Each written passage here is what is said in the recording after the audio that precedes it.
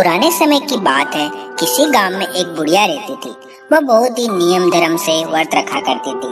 एक दिन भगवान के घर से यमदूत उसे लेने आ गए और वो उनके साथ में चल पड़ी। चलते चलते गहरी नदी आई तो यमदूत बोले कि माई, तुमने गोदान किया हुआ है या नहीं? बुढ़िया ने उनकी बात सुनकर मन में श्रद्धा से गाय का ध्यान किया और वह उनके समक्ष आ गई। बुढ़िया इस गाय की पूंछ पकड़कर नदी पार कर गई। वह यमदूतों के साथ फिर आगे बढ़ी तो काले कुत्ते आ गए। यमदूत बोले, कुत्तों को दान किया था। बुढ़िया ने मन में कुत्तों का ध्यान किया तो रास्ते से हट गए हो। अब बुढ़िया फिर से आगे बढ़ी तो रास्ते में उसके सिर पे कौवे ने चोंच मारना चालू कर दिया। यमदूत बोले, माई, ब्राह्मण की बेटी के सिर पे तेल लगाया था। बुढ़िया ने ब्राह्मण की बेटी का ध्यान किया तो कौवे ने चोंच मारना बंद कर दिया। कुछ आगे बढ़े तो बुढ़िया के सिर पे कांटे चुभने लगे। यमदूत फिर से बोले, माई, किसी को खटाऊ दान किया था। बुढ़िया ने ध्यान किया तो खटाऊ उनके पैरों में आ गए। बुढ़िया फिर आगे बढ़ी। जब यमलोक लेके गए तो चित्रगुप्त जी महाराज बोले, हे धर्मराज जी महाराज, बुढ़िया ने दान पुण्य बहुत किया, लेकिन आपकी ना तो कोई कहानी सुनी ना ही कोई दान पुण्य किया, तो मैं परम धाम का दरवाजा कैसे इनके लिए खोल दूं? सारी बात सुनने के बाद बुढ़िया बोली, हे भगवान, आप मुझे 7 दिन के लिए धरती पे भेज दीजिए।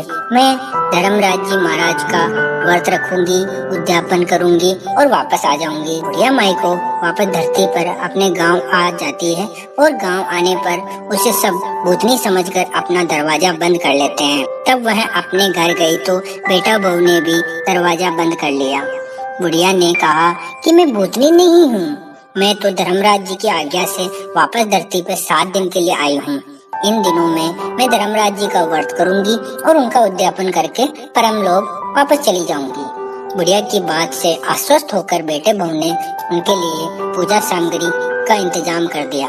लेकिन जब बुढ़िया कहानी कहती तो वह हुकारा नहीं भरते। इससे बुढ़िया फिर अपने पड़ोसन की कहानी सुनाती और वह हुकारा भरवाती। 7 दिन की पूजा व्रत उद्यापन के बाद धर्मराज जी ने बुढ़िया के लिए विमान भेजते हैं। स्वर्ग का विमान देख उसके बेटा बहू के साथ सारे गांव वाले स्वर्ग जाने के तैयार हो जाते हैं। बुढ़िया ने कहा कि तुम कहाँ तैयार हो रहे हो? मेरी कहानी तो पड़ोसन ने सुनी थी, इसलिए वही मेरे साथ जाएगी। सारे गांव वाले बुढ़िया से धर्मराज जी की कहानी का आग्रह करते हैं। तब बुढ़िया उन्हें धर्मराज जी की कहानी सुनाती है। कहानी सुनने के बाद हमवासी विमान में बैठ के स्वर्ग लोक चले जाते हैं। धर्मराज जी कहते हैं, मैंने तो विमान केवल बुढ़िया को लेने के लिए भेजा था।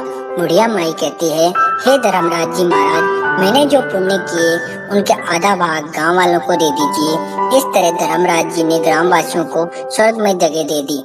हे धर्मराज जी महाराज, जैसे आपने बुढ़िया के सभी ग्रामवासियों को स्वर्ग में जगह दी, उसी तरह हमें भी देना। कहानी सुनकर हुकारा भरने वालों को और कहानी कहने वालों को भी जगह देना।